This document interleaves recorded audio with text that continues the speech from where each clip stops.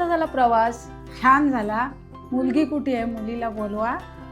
ए नाजूका ये ग. आई पोरगी जाम नाजूक दिसते. कसा सावरू कसा सावरू कसा सावरू नाजूका, ही तुझे खांद्याचा बांधा मोडून टाकल. कसा सावरू कसा सावरू कसा सावरू नाजूका, तू पण बस शुभमच्या बाजूला.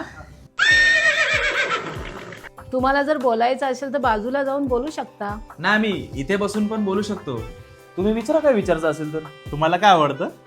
मला पोहायला खूप आवडतो. आणि तुम्हाला? मला ट्रिपल राईस विथ शेजवान चटणी आवडते. आई पोरगी पसंत आहे. आम्हाला मुलगी पसंत आहे.